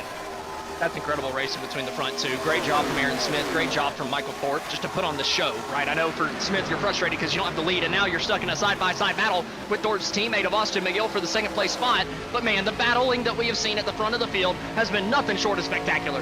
On board with Austin McGill as he works his way down the back straightaway. McGill wants to get in on this as well. Like you say, teammate to Thorpe up the road. And he is able to force his way clear into the 2nd place position. And now McGill had a bit of a run on his teammate, lifted coming down to turn number 1 a little bit earlier than Thorpe, trying to get a halfway decent run through the center of the corner, gets a little bit lower than Thorpe, keeping the front left in the clean air, getting a run down the back straightaway again, but not quite enough of a run to be able to challenge Aaron Smith. Now, after he's used up those tires a bit, just trying to cool them down so that he can make another run at these race leaders. But McGill backing him up through 3 and 4. Didn't have a good run from the 78, but down the front straightaway, Thorpe pushing through that clean air down the front. Gonna allow McGill to kind of close up, but here comes Jeremiah Hobbs. He didn't pit under that last caution, and now he's having to take that car down pit road and get 4 fresh tires and fuel. So we're starting to see our first run of actual green flag pit stops kicking off as well. Nickerson's coming here from 4th. Watch the 2 car coming down pit road. Here comes Make sure he Thorpe. didn't get run over. Oh, Thorpe entered way too fast, way too fast. Got it stopped. He got it stopped in time. No black flag. What? Nothing. Oh, my. Remember, it'll show up on that timing tower if he's got one. He doesn't have one. What an incredible entry to pit road for Michael Thorpe Jr. I thought for sure he was way too fast, but he kind of ruined it. He slid through his box. Well, expect Austin McGill in any time now. Not in this time by. One driver that is, though, is Curtis Yancey. Never mind, sorry, Smith into pit road. Gibson 70 coming down a little bit tidier than Thorpe. I say tidier than Thorpe. I guess Thorpe entered as good as you possibly could have. I thought he had a daggum speeding penalty. So crazy entry from Michael Thorpe. Gonna, I don't know. It'll be interesting to see how these guys shape out after the pit stop, right? Only going to be a couple of laps between, the tire life on a lot of these guys. Where do they completely pull out? Here we go. Pulls down on pit road. Just about got taken out by Yancey, but he's going to get that thing low down. No black flag for McGill either. So good entry from Austin McGill, good entry from Benjamin Lacey. Both those guys down pit road, giving up their spots in the top 5. Curtis Yancey making his way up and around the racetrack as well with Dalton Kilroe just until James E. Faw did not make it. Oh, no. Sorry, he did make it in fine. He got black flagged on exit for an unsafe release. So he, unsafe release or speeding on exit? Man, unsafe release. He had to get up above that white line coming out into turn number 1 to get an unsafe release. He's asking for a black flag clear too. Nope, that is valid. You saw him. He had half the car up on the racetrack. That is a valid black flag. Yeah, he absolutely came across the white line. I'm shocked. Just a little bit of a lapse of judgment, right? And to be fair, that's the look. That the line here, it's not actually white, right? It's the same color as the racetrack, so I understand how you can make that mistake, but he absolutely made it, right? I mean, it's kind of like Ryan Preece in the All-Star Open last night. The choose cone wasn't painted enough. Here at Texas, it just seems like that white line needs to be painted a little bit further. I kind of agree, right? But at the same time, you had 45 minutes of practice leading up to this. You had qualifying. You had the warm-up session. You had all the time in the week leading up to practice. I don't think there's an excuse for that. You had the ability to practice it. It's one of those things that Derek often says, right? Practicing pit entry and exit doesn't get done nearly enough. Yeah, I agree with you. I think you got to leave that black flag, and they did, right? They didn't clear it off him. He actually thought that he got a speeding penalty. I heard him on the voice chat. Okay. He was saying, I sped, blah blah blah. Like I didn't gain anything. Can we remove it? But he clearly had an unsafe release, not a speeding penalty. So I'm a little confused with all that. I guess he was too. He didn't exactly know what he got the black flag for. Well, the racing action continuing on. We see a bunch of the front runners here now battling it out for the top spots. These are the drivers that have not come down to pit road as of yet. We are expecting them in about 10 laps or so. So Curtis Yancey and Dalton Kilroe now scrapping out for the top spot. They're side by side for the race lead. Well, Kilroe just gives it to Yancey down into turn number 1. I think he might be single filing out so that he can come down pit road because that was a big lift into 1. But Yancey's going to get loose coming out of turn number 2, putting Kilroe back to his outside, coming down the back straightaway. So again, side by side for the lead, even though it looked like Kilroe was giving up the fight. This has been an awesome race. Has there been more than 5 or 10 laps where they haven't been side by side for the lead this whole race? It doesn't feel like it. I can tell you right now, it definitely does not feel like there's been a breath of fresh air for any leader tonight. And Kilroe lifting heavy on the outside. He took the lead, but lifted so into 1. Checked up Zimmerman huge. Coming down into the corner, just about had Zimmerman run him over, and Zimmerman almost gets the fence and responds. You got to be careful about doing that, or you're going to be caught in a bad way. Connor Gibson might be coming to pit road this time by way low on the racetrack and giving up a bunch of spots here, including to Nickerson Dees Osborne?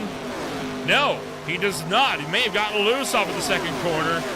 One driver in this pack as well, Jason Greenwell. Max Sotomayor comes down to pit road, but Jason Greenwell, a driver, currently up 16 positions, and he is one of the drivers that I think has a pretty good relationship with Texas Motor Speedway, in particular because of how his last race ended here with the High Tide Racing League. It was a pretty good day for him back last year when he took his first win of his HTRL career in a major fuel mileage game, held on, ran out of fuel on the cool-down lap. It was one of the wildest fuel mileage races we had ever seen on Green Flag TV, but boy, is it one that he is proud of, and one that he no doubt still remembers to this day. You never forget that first win, and wouldn't it be something to see him try to go for those top spots if something falls his way today? Zimmerman in the wall, out of turn number 4. Huge contact for Brian Zimmerman. Yancey just pitted out of nowhere. I don't think he called it out, and Zimmerman almost ran him over and had to take huge evasive action and has completely ruined his race. Up into the outside wall again, big time in turn number 2. This could be the caution flag here that we've been waiting on. We'll see if this is going to take any kind of effect on anything. He is going to get it down to the inside of the racetrack, so I don't believe we'll get a caution, but a big moment for Brian Zimmerman, and that is when he was already into the fence off at turn 4. This was huge. Yancey didn't call it out. He put it in the text chat. I'm not sure when he put it in the text chat, if this was super late. Oh, my. Or if he didn't have the back straightaway, but Zimmerman clearly had no idea.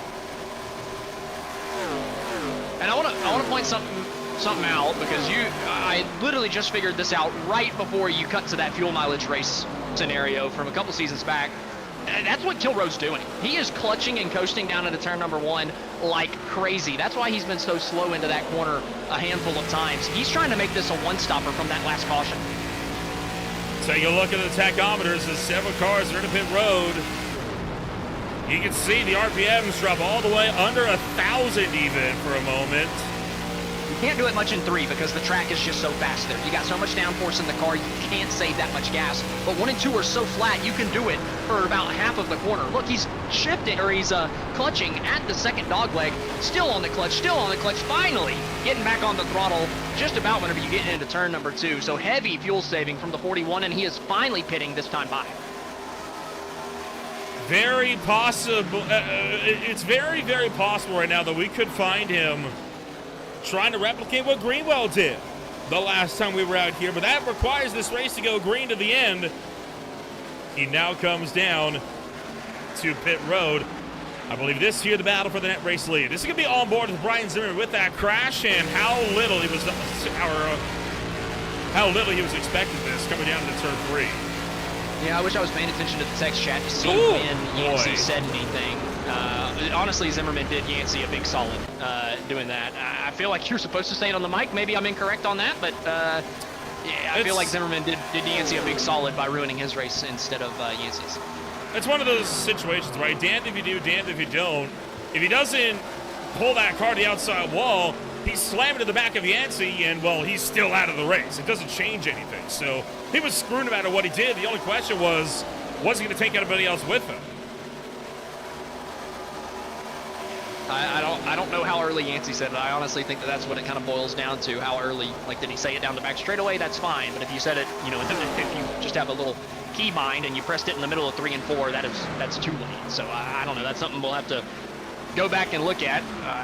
You just can't say it last second and then come down. So we'll just have to check the timing on that, I suppose, to see if any penalties end up coming up after the race. But nonetheless, the yellow's out. So that's throwing a little bit of a wrench here in the strategy. Greenwell, the last driver to win the race here. We were just talking about how he had taken the win, and from the penthouse straight to the outhouse and out of the third race at Texas. That's going to shake up the running order like crazy. A lot of guys had just come down pit road. And now I imagine everybody can make it from fuel on here, even if it takes a little bit of saving. We're going to be seeing people run it to the finish if we go under green. So we'll have to take a look. Greenwell coming out of turn number 2 here, and then down the back straightaway. Got the 40, of course, will Carousel right behind him. He goes through easily. Greenwell just comes down the racetrack. Yeah, he just came down the racetrack. Kind of looked like what's his face, Quinn Half in that one year, cutting across Blaney's nose, coming down out of turn 4, trying to pit. I don't know if Greenwell was trying to pit there or not, but ultimately he did come across the nose. Wyatt Walker slided the tail end out because he did not expect this to go down the way it did. We've had a lot of very ruthless impacts into the wall here. Right on board with Wyatt Walker. The 2 cars that came down latest, Kilrow and Hop, stay out. Everybody else coming down pit road to get new tires, put themselves on equal footing as those 2. But like you said, Wyatt Walker here coming through. He's off the gas. Yeah, that's good reaction there from Wyatt Walker. He'll take the 1X any day of the week rather than a destroyed race car. Several cars into pit road. It's a very, very busy place down there right now. There's the field. We'll get set to work their way back out to the racetrack. Once again, green flag racing comes to a close. We'll be back in a moment with more for the restart.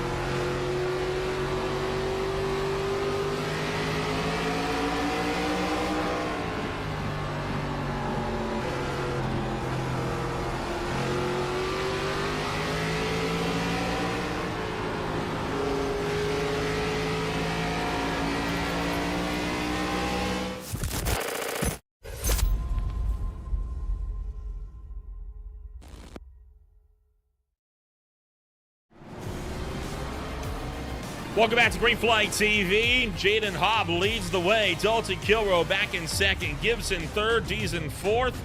Yancey, Sotomayor close out the top 3. My name is Ola Rebel alongside Austin Edstrom. Bringing you all over racing action from the 6th race of the High Tide Racing Guardian Premier Series. Austin, the top 4 did not come down to pit road under this yellow flag. Well, and you got to think, these guys had 1 or 2 laps on their tires, right? They were the guys that were pushing the fuel to its full limit. So, yeah, so Gibson's got 7, but the other 3 have 1 or 2 before the yellow flag flew. So they don't have a lot of tire wear, and we've seen that you can hang on a few lap-old tires. So I'm not worried about those guys too much. But everybody else just had to come down to get themselves on equal footing because everybody else had 10 to 15 laps on their tires before that yellow flag. So shuffled up the running order a little bit, but hey, a lot of our fast guys are still up front. Track temp continues to cool as the sun dips below the horizon down to 76 degrees Fahrenheit. Green flag back in the air as racing action resumes from Texas Motor Speedway. Coming down to 1 again, Hop easily clearing. That leader just has such an advantage on the initial start, but if they can get single file for second, they can run them down pretty quick. But hey, they're side by side entering turn number 3. Gibson down to the inside.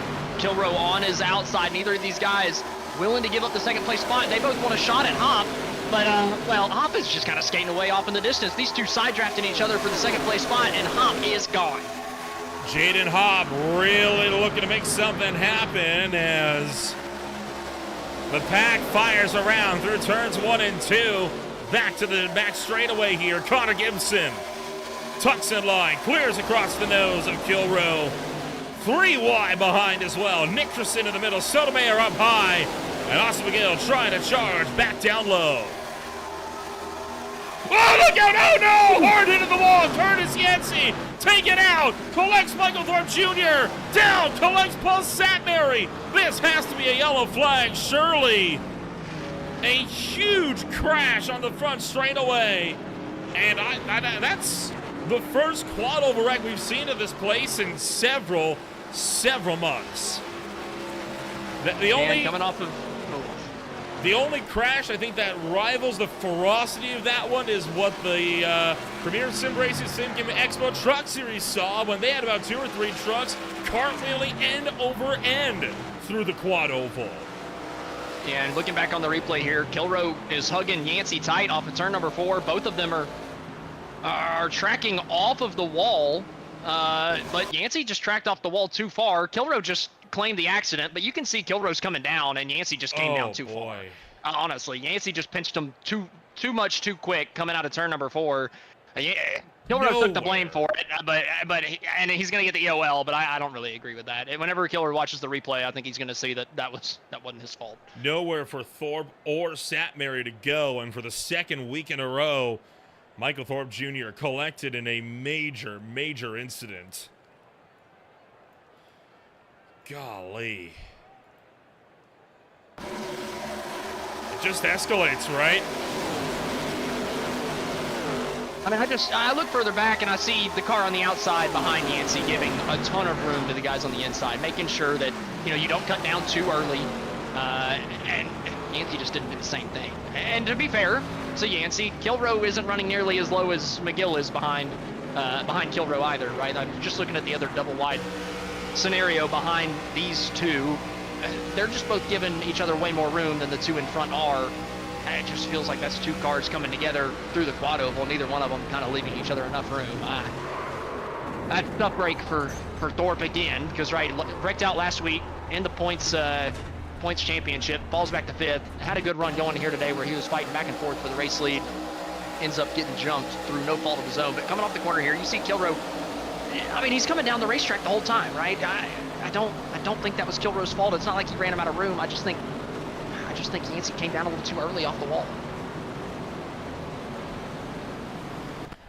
Oh boy.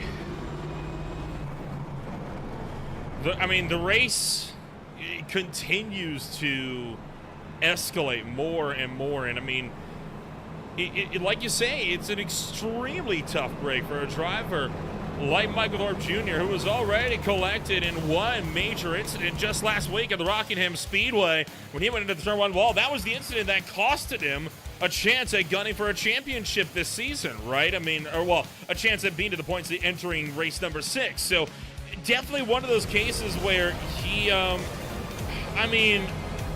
don't know what to tell you. I mean, he's a good driver. He just has things not go his way seemingly ever. I just don't even, I don't know. That was a tough break between all of them. I don't even know how to judge faults on that one, to be fair. I know Kilrow took it. Yancey came down a little too early. Kilrow didn't give him a ton of room, but I don't know. We're coming to the end of this thing. We had 40 laps to go. Everybody gets into it, and had a ton of innocent bystanders off of it. So just tough break. If you're gonna wreck somewhere on the racetrack, you definitely don't want it to be the quad oval. You're gonna catch a lot of people out with it.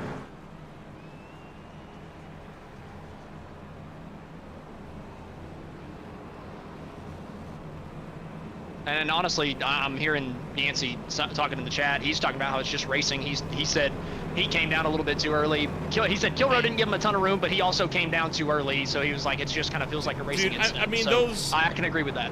I mean, those quad ovals are tricky, man. I mean, that's the crash that can it's happened at Atlanta. It has happened here. It's happened at Charlotte. Anywhere there's a quad oval, it's bound to happen eventually.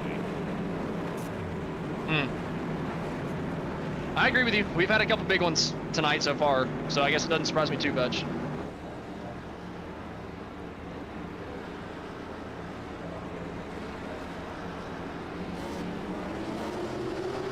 Green flag up in the air this time by as Jaden Hopp takes to the restart zone. Nickerson and Gibson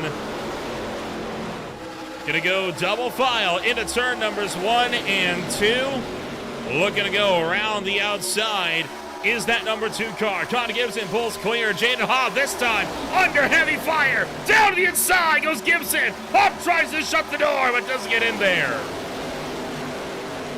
comes Hop. Still in that race lead, pushing it around the outside. Gibson takes second, but McGill looking down to the inside, now down the front straightaway, trying to take the second place position back away from him. Line himself up an opportunity to go and Hop for the race lead, but here comes Nick Nickerson around the outside too, running wider than just about anybody possibly thought he could, and it might have been a little bit too high. Somebody else did get too high, finding the fence a little bit further back. Is that Sean Williams? Sean Williams running to the 10th place spot, finds himself into the wall, but for now, all's well ends over the 89. He's gathered it up. We're still racing. 33 to go now. Gibson and McGill scrambling into turn number 1. The 31 car trying to get down to the inside of Austin McGill. McGill maintains the run. Looking for 3 wide in the background is Matt Sotomayor, the 91, who's kind of come out of nowhere. He and Connor Gibson 22 and 23 spots gained respectively, on absolute tears right now in this one. Austin McGill, oh, he gave a bump to Hop coming down into turn number 1. Got his right rear a little bit. Hop got squirrely entering the corner, able to get it settled down. McGill closes the door on Connor Gibson coming through 1 and 2. Doesn't get the best run out of the corner, though. Hop able to skate away. McGill, though, firmly in the draft, trying to catch back up through 3 and 4 as Gibson's having to yield for the 3rd place spot. Nick Nickerson's going to take it from him. 31 laps to go. Austin McGill now looking for the top side as Jaden Hop getting in on the top lane as well. McGill down to the inside. Hop up on the outside. Fight for the lead is back on. Didn't see him much in the last green flag run. The sun is dipped below the horizon. The stadium lights have flicked on, and we'll be finishing this race in Texas under the cover of darkness. The nighttime is the right time. This race is coming to life. Hop still fighting back on the outside as the lights come on. McGill looked like he might have had that move completed, but Hop just had the momentum around the outside. Can he do it again in 1 and 2, though? It's been tougher on the outside through 1 and 2, but Hop is holding them tight. He's holding them close, and McGill can't get back to the gas. Could not quite get the throttle down. Not quite clear, though, for Hop. McGill's going to get the push down into turn 3, and we're still side by side for the lead. Still side by side as Hop continues to have his strong fight up top. That time I couldn't tell you who was in front at the line.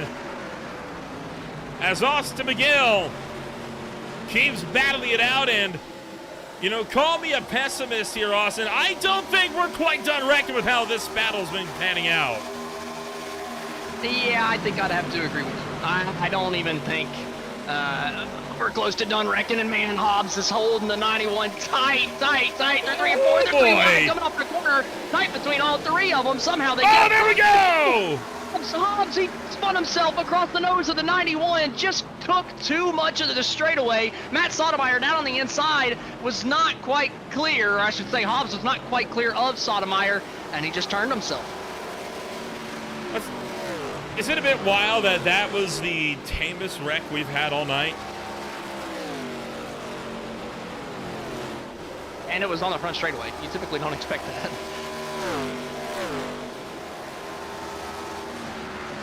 Ooh.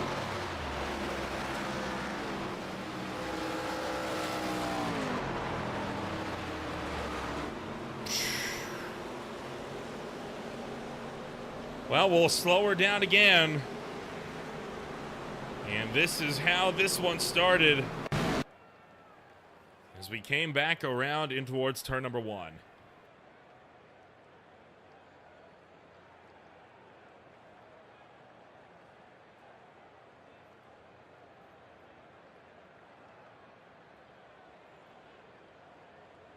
Coming down the front straightaway, you can see they're 3 wide. I was mentioning they were really, really tight. Hobbs thinks he's going to clear, and that's all it is, right? Hobbs thought he was going to clear him, had not cleared him quite yet. Honestly, just a self-clear from the 3. Not that big of an issue, right? I'm not going to throw any blame really on any. I mean, it's Hobbs' fault, but it's, you know, it's kind of a self-policing incident there for Hobbs. He just cleared himself and unfortunately spun himself down to the inside. So it just kind of is what it is. Whew.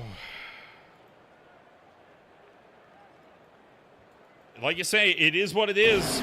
Can't fault Sotomayor that one. He's got every right to have his car there.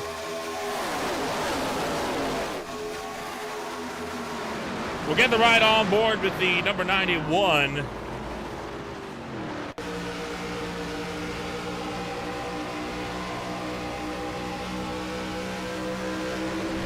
mean, nothing he does wrong. Absolutely nothing.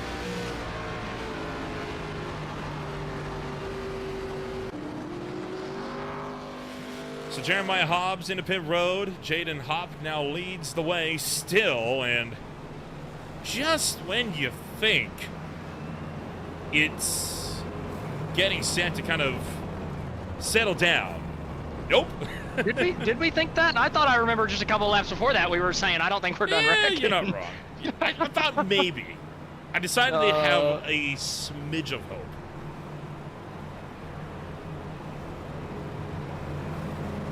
But, I mean, it's just the nature of the beast, right? At the beginning of these races, you got 40 cars all bunched on, it's honestly a really tight racetrack, especially across the front straightaway. It's just super tight. It's tough to even get anything, the 3 cars wide, it's pretty tough around here. We saw 2 cars getting into each other for the caution before this one down the front straightaway. So you put 3 side by side, and it's just going to get a little hairy, especially coming down to the end. You leave a little bit less room for each other. It just gets a little messy, right? And then coming down to the end of the race, I know we've wiped out a good couple of cars, so we don't quite have that 40 car field we had beforehand, but the intensity is ratcheted up like crazy, right? We got 25 laps to go. All these guys up towards the front have fought and clawed their way to be here towards the end of this thing, and at the end of the day, it's just going to get a little messy. These ARCA cars are a lot closer together than the old ones, right? You got a lot more drag, a lot more downforce on these things, so you can really just power through the center of a lot of these corners, and it just keeps a lot of the field close. And well, whenever you keep the field close with some lower horsepower, you're bound to wreck a few more times, right? That's what NASCAR's been going for in real life, and well, iRacing emulates NASCAR as well as they can, so that's what you're going to get here on the iRacing service, especially whenever this ARCA series actually has cars that are relatively equal to each other, rather than the real life series where there's 2 or 3 good cars and everybody else sucks, right? So it's gonna be a little bit closer than you see in real life, and I don't think we're done wrecking. 24 laps to go. Do you have a favorite to win this thing? Hop. I gotta agree. Really, really good today. If he can just keep getting good restarts. If it's not Hop though, I think it's McGill or Smith. Watch out for Don Kilroe too. He got that EOL for a couple cautions ago, and he's sitting in 8th. Green flag up in the air once again, and look at the launch this time for the 00. He is gone into turn number 1. Yeah, McGill had to go very defensive down the front straightaway. Did not get a good jump. Aaron Smith was all over the back bumper, giving him a huge shove. McGill entered the corner way down on the bottom. Oh, big contact. I think that might be Wyatt Walker a little bit further back. Everybody able to hang on to it as Hop cycles down into turn number 3, and even though he had that huge jump, that huge restart, McGill is already just about on his back bumper out of 4. 23 laps to go in this one as the pack continues to slice. They continue to dice. Every which way you look, there's some action going on. Brian Dees catches the wall. Sotomayor chops down to the inside. Causes Osborne to go wide into turn 3. 3 wide now through the middle of 4.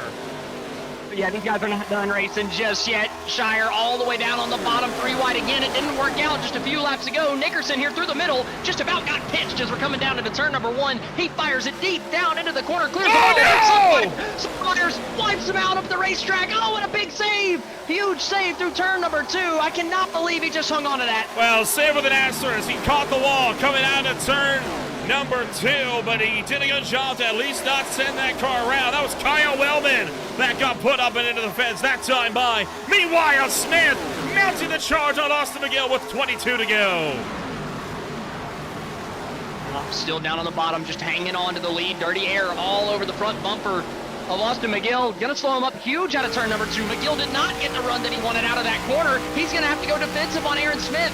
Smith looked low, couldn't quite get it from him, and now McGill fires it deep down into the corner. Smith trying to go for the over-under, but just not enough speed coming off the corner. Just gonna have to sit in the trap. Tags the fence out of turn number 4. Gonna slow down his momentum a bit, but McGill slowly creeping forward to the back bumper of Jaden Hopp as we enter turn 1.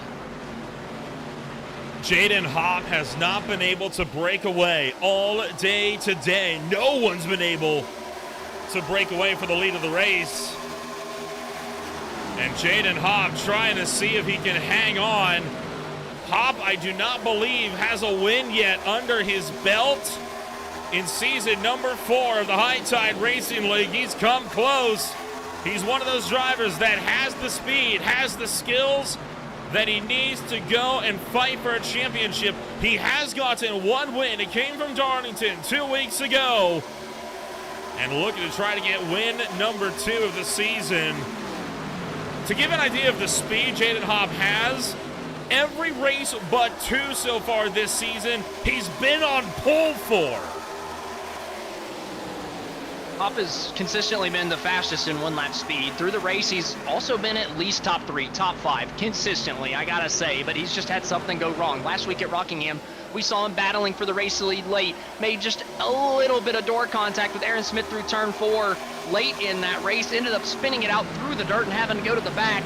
Here, though, with 18 laps to go, coming to 17, Hop looking like the man in control, the man to beat, but is he running those tires a little bit too hard at the front? Him and McGill and Aaron Smith have been pushing, battling, fighting for that race lead. Can somebody further back who's been saving the tires a little bit better come through the field and challenge?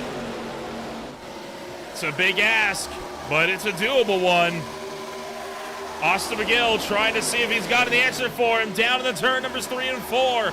McGill does not yet have a win under his belt. As McGill tracks through, he's going to look to pick up the race lead, coming around to the front straightaway. That was a run and a half from McGill through 3 and 4, but coming down into turn number 1, Hop fires it in on that outside groove. McGill now has a challenge from Aaron Smith. That number 70's coming to life on the outside. Nick Nickerson, though, huge shove to McGill down the back straightaway. That lets Hop get away as they get side by side for second again, and McGill able to just fire it down deep into turn number 3, take second place back away from Aaron Smith, and the front 3 line of stern again as second and third both find the fence. McGill has not been to victory lane since February 9th, where he won the playoff race at New Hampshire Motor Speedway. Looking like he wants to go back to the points here in No Limits, Texas. Oh, boy! Up to the top side, almost into the fence. That Canadian has really got his work cut out for him this afternoon, but he is not letting it faze him. This racing is awesome, man. I know we've had our fair share of wrecks, our big incidents today that have pissed some people off in the service, but from the broadcast booth, this has been second to none. This has been incredible since the drop of the green flag. When we get the green flag racing, it is mind-blowing in the High Tide Racing League, and here it is again for second. Nick Nickerson around the outside trying to challenge McGill for second. I like what Hop's doing here. He went down to try to give McGill some toe, trying to keep these guys side by side so he can break away, but he backfires on him. McGill's got the run into turn 4. McGill to the inside. Nickerson trying to look outside. 3 wide almost into turn number 1. Nick up high. Austin down low. Jaden in the middle. And all of this while they approach lap traffic in the form of Michael Thorpe Jr. Oh my goodness, Hop able to hang on to it, coming down to turn 3. Nickerson cleared for second place, but he didn't have a good turn 3. McGill down to his inside, able to take that second place back away from him, but not quite clear down the front straightaway. Aaron Smith goes with McGill down on the bottom. Does Smith try to find the very, very bottom and make it 3? Not quite. He thinks better of it. Just going to settle back in 4th place for now and look to the inside of Nickerson for 3rd. Down the back straightaway, Jaden Hop continuing to pull clear, while Austin McGill, Nick Nickerson, and Aaron Smith all trying to make some massive lunges here. The fight is very much on. Couple of cars side by side, deeper in the field as we nearly have a couple going around. And this is just a complete madhouse right now. No one knows who's going to take the W. And with how hard they're racing for second place, I don't know if anybody's going to have any tire left to challenge Hop. I mean, he has just been out there, not quite on an island, right? McGill's gotten to his inside a time or two, but, you know, every time they get side by side in his mirror, he's got to have a little bit of a smile on his face, just thinking, yeah, guys, continue to wear out those tires a little bit. But as soon as I say it, McGill's all over his back bumper again, coming down into 1, and he dives down to the inside. McGill looking for the lead again. Trying to see if he can have a look for it. Austin McGill to the top spot. Maybe not quite. And Nickerson, look at that run off at 2. He's able to get down to the inside of Hop. What is going on in this ARCA car? Nick Nickerson has not sniffed the lead all night long, and now he's taking it from Hop. side by side. I thought Hop had to get it out of the gas, but he has just enough of a run down the front straightaway to stay in the fight. Nick Nickerson, another one of the drivers that has not gone to victory lane in a good long while, and now out of left field, looking like he could be trying to have a good in here. Desperately trying to see if he has got an answer. Oh, no, he's taken out. Smith's into the wall. Lazy's into the wall. It's disaster for Nick Nickerson and more. Benjamin Lacey is out of the fight. And it is drama and more. And in the worst possible way, our fight draws to a close. I gotta be honest, Nick made a bad move down the back straightaway. He came up to side draft Hop, but Austin McGill was offset slightly from Hop, just a little bit lower. So whenever Nickerson went for the side draft, he ended up getting his right rear on McGill's left front and got himself out of shape. I cannot believe that. Nick has not won a race since season 2. And he'll have to go one more week without one. Unbelievable. I mean, McGill might have come down like 3 to 6 inches, but Nickerson also came up about 6 to 9, I would say. Like, I have to put that a little bit more on Nick. I don't think that there was anything really there from Austin. I don't think he's expecting Nick to come up and side draft as heavy as he did. I don't even know if Nick was going for the side draft or if he was trying to find the hole in between the two, like it was kind of a Kyle Busch on Chase Elliott at Darlington back in the COVID year. I couldn't quite tell what Nick was thinking in the moment, but you know, coming down to the end of the race, racing hard, whether it's a side draft or just trying to fit in that hole, I get what he's going for, but it just was not there, right? It was just barely not there for him, and unfortunately ends up taking out a lot of the contenders, right? Lacey and Smith, your two guys that finished 1 and 2 last week in a photo finish, as well as John Osborne running in the top 5, top 6 area, all taken out in that one. John Osborne momentarily had a black flag, which has since been cleared. Jaden Hop maintains the lead of the race as Bassinger pulls the inside. Christopher Bassinger with an end of the longest line penalty. If I had to guess, this one would be a requested EOL, so we can get out of the way of the rest of the field. He is still nursing, of course, a very wounded race car from earlier on. I'm in total shock over that. I mean, I kind of am, but I'm kind of not. Like, we kind of knew. Just the way that these cars have been racing here, right? The ARCA car at the 1.5 miles are a different beast. I gotta say, these things are absolutely mental. I don't even know what to say. So I'm not surprised about the wreck. We did get some mixed strategy. Like McGill came down pit road here and took tires. We're getting 1 extra lap added to our caution here, so we're gonna have a little bit more time. But man, this has been an awesome race. I mean, topsy-turvy, not knowing who's going to win it until the very last moment, and we still don't know who's going to win it. Poor Aaron Smith. I mean, he just got barely got nicked in that. Bad run for the pole sitter. Well, you say poor Aaron Smith, but I think he came down and took tires. Don't get me wrong, he's got some damage. He got the least out of anybody in that, I believe. Now he's going to have to restart 15th, but with what we've seen so far, I wouldn't even count Aaron Smith out of a top 5. I don't think he's going to win the race, but with the tires, I could see him picking himself through the field. He's still got a little bit of left front damage that I see is not fixed yet, but in all seriousness, I wouldn't be surprised to see that 70, maybe get back up to 6 or 7.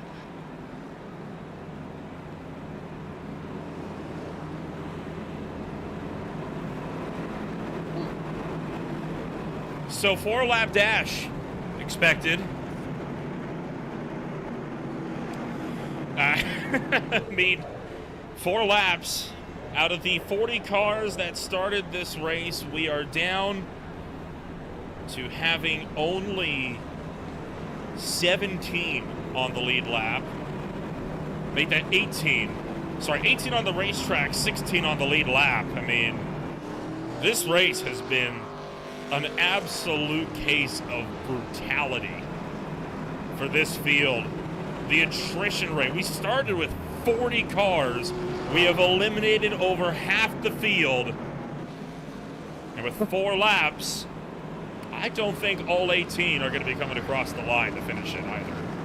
I'd have to agree with you. There's a couple cars, you know, well, yeah, Lacey's out of it, 2 laps down on pit road. Nickerson's still down on pit road, 2 laps down. So, yeah, there's not too many guys left in the fight, but I can guarantee you the ones that we have left are going to make this a good show to the end. 4 laps. It's just how good of a restart does Hop get, and do they settle second place quick, right? If they're side by side, Hop is probably not going to have a big challenge. And maybe not be able to run into the distance because of the draft that he's going to give to the 2 guys behind, but he very well could just build up enough of a gap, 4 or 5 tenths, where they're just side drafting each other back and forth behind him for second place, that he could just skate off to the finish. But if they settle that second place position quickly and stop fighting each other for it, whoever settles into second place is going to have a good shot at Hop.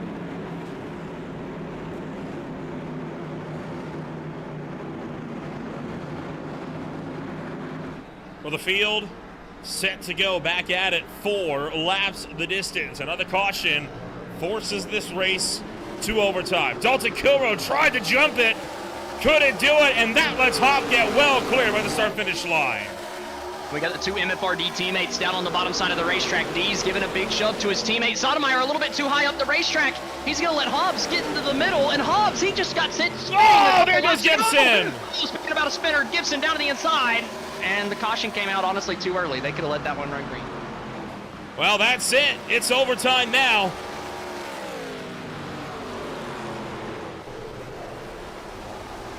Oh, I wish they would have let that run green. A 4-lap finish would just be more fun. I don't think that we needed the yellow for that one. Just a solo car spin coming off of turn 2, but a little quick on the button there. Nonetheless, like you said, sets us up for a green-white checkered. And I do see Benjamin Lacey's in the waiting room. If you want to pull him down, maybe he's wanting to give a little interview. I don't quite know.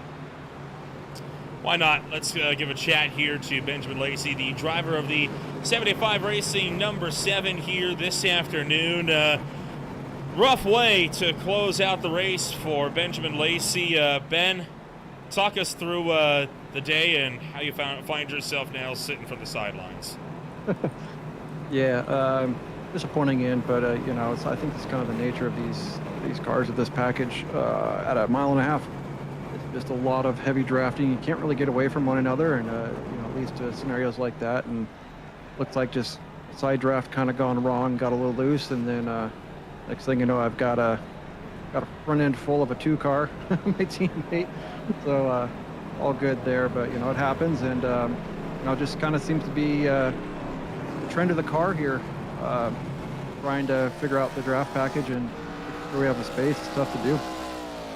As far as races go, this is definitely one of the more exciting ones that's been had throughout the course of the season. I know yourself and a lot of the other High-Side Racing League administration have been making a lot of changes behind the scenes. So far, you compare how the first couple races have gone to how the last 2 have gone. What do you think these changes have been doing for the league? You know, I think it's been a positive overall. I do think the racing has gotten a lot better these last couple of, you know, last 2 races compared to what it was. You know, the caveat is the fact that we did have a pretty brutal first, 4 or 5 races of the schedule. So, you know, tough tracks that we were headed off to. So, I mean, it's probably a combination of that too. But, you know, at the same time, you know, I'm not going to call out the people who did it, but, you know, I did get taken 3 wide on lap 1. Like 2 times, you know, so it's just a lot of aggression, a lot of pushing and shoving, and sometimes back in places for what, you know. Sometimes in the driver's meeting, I should say, sometimes I mention it pretty much every time that, you know, if you want to win the race, you got to be there on the last lap to do it. You know, pinching or pushing your nose in there on, you know, on lap 12 usually doesn't do the trick. So, you know, but that's sometimes it's up to the drivers of how they want to race, or if they want to race at all. You know, that sounds like I'm upset. I'm really not. It's just kind of up to us drivers of how we want the race to go. You know, we can give space and push for green flags and have a nice green flag run like we did tonight, or we can be absolute brutal to each other and not have much fun. Well, Ben, we'll wish you the best of luck when we go racing next week. For now, Good luck on whatever is up next for you guys, and we'll hopefully be seeing you more towards the podium next week. Yeah, I hope so. Thanks, guys. Appreciate it. Benjamin Lacey in the 75 Racing number 7 entry finds himself out of the race, down and out in this one. Real quick, taking a look on what brought us under this yellow flag, as Connor Gibson looking like got a little bit loose, and that one all self-inflicted. A great job, though, on the number 40 for sneaking around that incident. This is on board Nicholas Corcel. Yeah, and as we look at Corcel, I got to point out, we are off next week for Memorial Day, but we're coming back in 2 weeks for the High Tide Series at Auto Club. Good job for Corcel to get around there, but definitely looking forward to Auto Club in 2 weeks.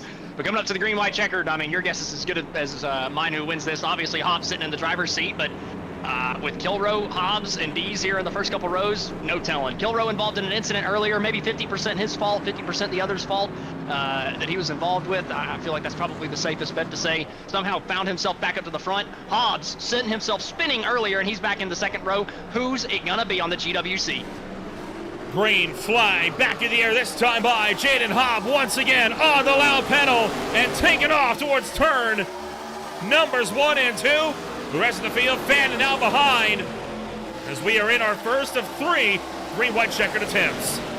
And they've settled it out for second. I said if they weren't side by side, then whoever's in second should have a good opportunity. The only problem is Kilrow doesn't have a helper. He doesn't have somebody right on that back bumper pushing him forward, coming up to the white flag. Can he get a big enough run here through 3 and 4 to be able to challenge Hopp on the last lap? White flag in the air, one more lap to go this afternoon. Dalton Kilrow and Jeremiah Hobbs, they're gonna be working together. Looking how much Dalton Kilrow sends her into turn number 1, trying to get to the back of the 00. What Hobbs gonna go for glory? Jeremiah Hobbs out for himself this afternoon. Jaden Hobbs down to the turn numbers 3 and 4. It's gonna be a walk-off win if he can just maintain it out of 4. Jaden Hobb, second time in season number 4 to victory lane in Fort Worth, Texas. Yeah, they got it settled out for second, but they just didn't have enough time, especially with Kilrow just overdriving the entry of turn number 1, and Hopp was just able to pull away enough to not really break the draft, but get far enough out to where it was not going to be a problem for him. He was not going to get challenged. I do feel like we were robbed on that 4-lap shootout. I feel like if we had the 4 laps, we would have had a pretty crazy barn burner finish, but I can tell you one guy who's super happy that we did not get the 4 laps, and that's Jaden Hopp up here in the victory, or going to be taking that thing to victory lane. What a race from Hopp. Stayed up towards the front just about the entire night. Didn't really have as much controversy as some of the other guys that finished in the top 5, and ultimately that's what got him the track position late in this thing to where he didn't really have to worry about all the wrecking. He just had to worry about the clean air.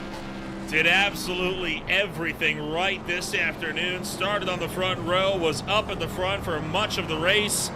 Kept that car clean, and now burns it down to the front straightaway. The Alaskan native, a driver that very much deserved to win this race this afternoon. And how about that? He's going to try to take a bit of a swing through the Legends course as well, the low quarter-mile infield oval.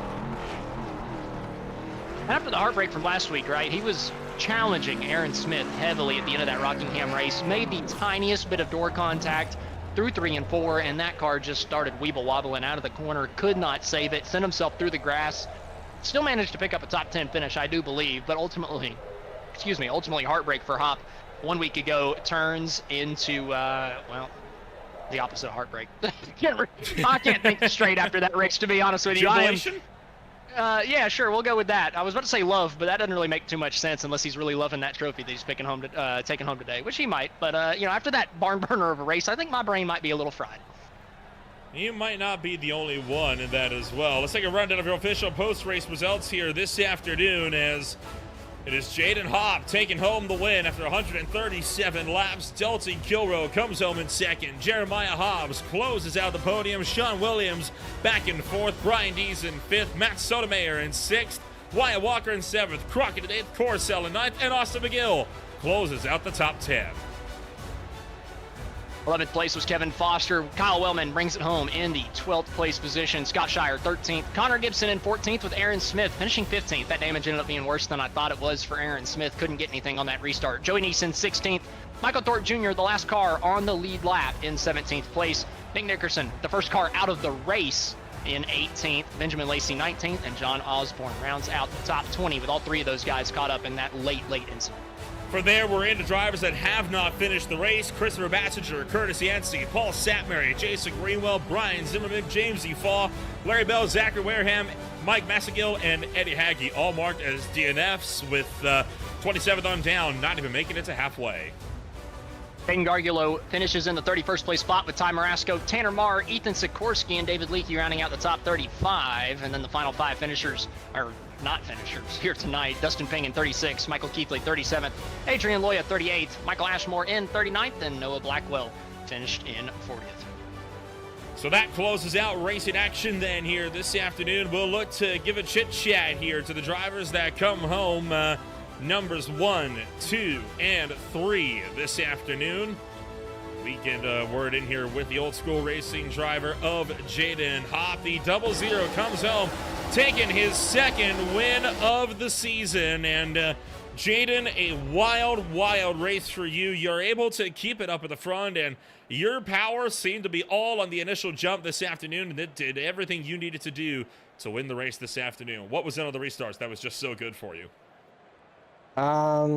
Just having the restarts in general. I was scared of those cars that took fresh tires when we had that yellow, the first one with like 7 laps to go or something like that. I was scared that they were going to come back up, but I mean, the caution right after sure helped and just hung on from there.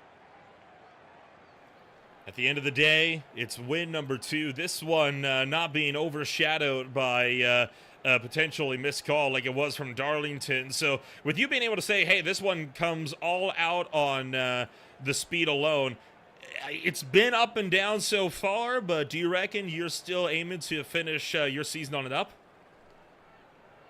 Yeah, I think so. I think we're more further into the season. I'm starting to get a better hang on the car than I did in the first couple of races. So yeah, I think it will go good from here on out.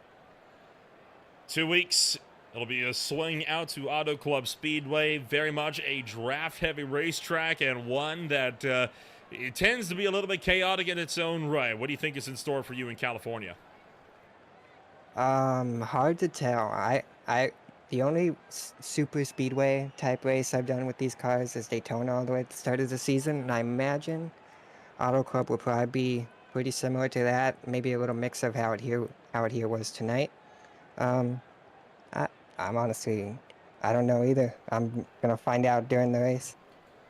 Sounds like a solid plan. Jaden, we'll wish you the best of luck. Congratulations on taking home your second win of the season. And we'll see you when we go racing next week. Yeah, thank you very much. Jaden Hopp comes home number 1 this afternoon. That'll bring down Dalton Kilroe, the driver that is up 7 positions. He comes home second and is standing by with Austin Edstrom.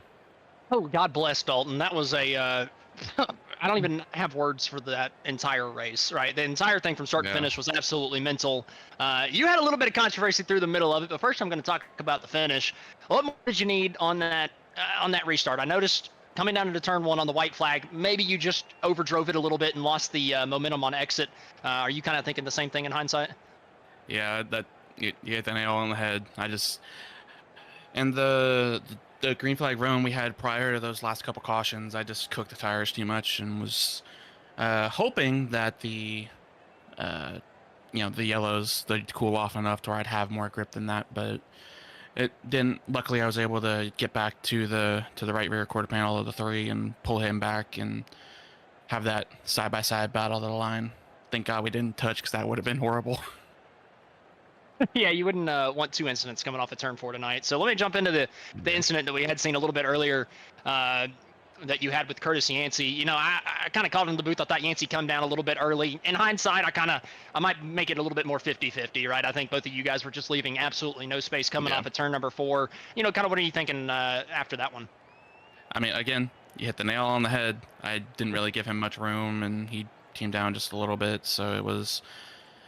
I'd say it was 50-50 at the time. Obviously, I felt like it was my fault. So that's why I claimed it, because I never like, you know me, you know how I race. You know I don't ever like turning somebody or making contact with somebody. So Yeah, I literally the corner prior, I was getting like super frustrated just because of the position I was in, and then that happens, and I'm like, well, great, that's gonna be a clip on my stream.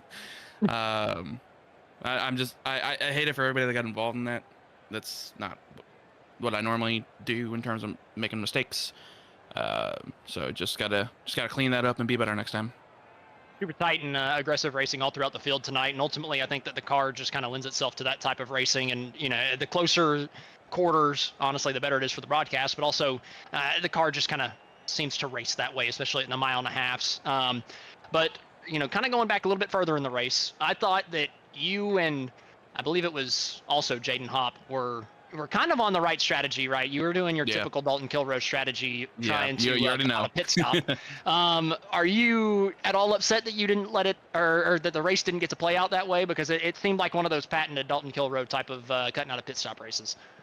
A little bit, because I wanted to see how the strategy would have played out, but at the same time, just based off how we were running and everything, I feel like Jaden and I finished in the positions we were probably going to if that race had gone green from there. So I don't really feel like I lost too much. I mean, I could have probably fought Jaden a little bit better, but hey, things happen. Can't really go back and change it. I'm just glad I still was able to walk away with a P2 and stay up there. Ultimately, Dalton, it was a heck of a recovery after the EOL that you ended up giving yourself there from that one incident. So great job coming back to the second place spot, and looking forward to seeing if in 2 weeks you do yourself one better at I believe Auto Club whenever we go racing again. So do you have anybody to thank at the end of this one? Yeah, I gotta thank MFRD as always.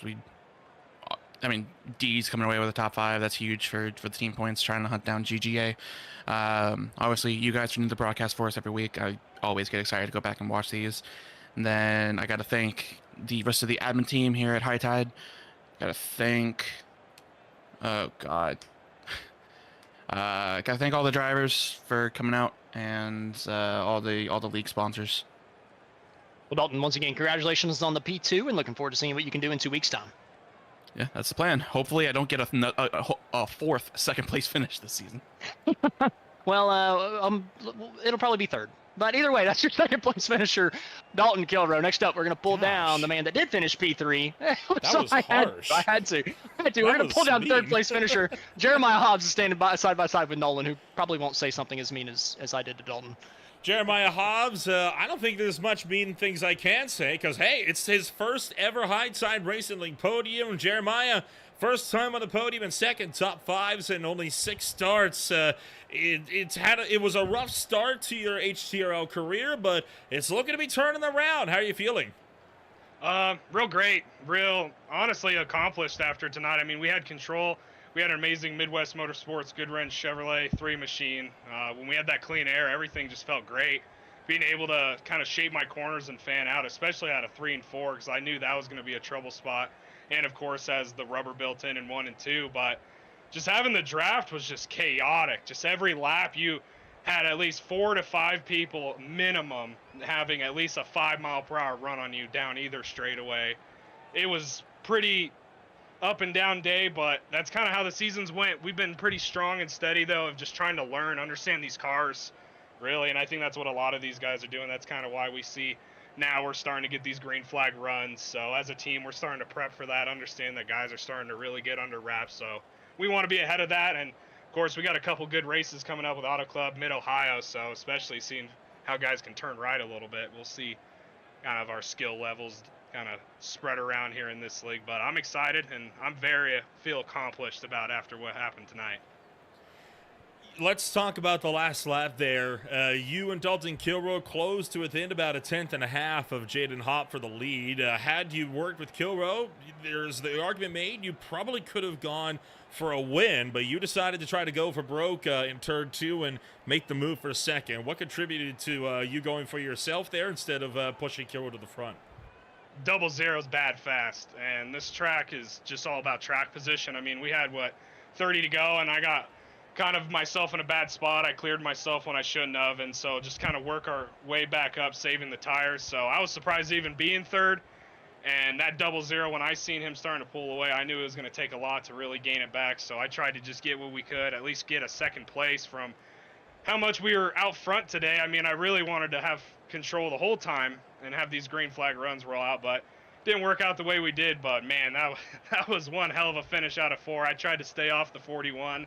I didn't want to try and door him too bad, so I was just amazed by the amount of run he had and momentum out of 4. So I was just glad everything came out the way it did towards the end.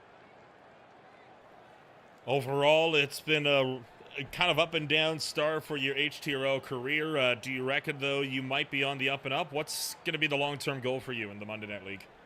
Consistency. I want to be hopefully talking to you guys a lot more, if that's third, second, first.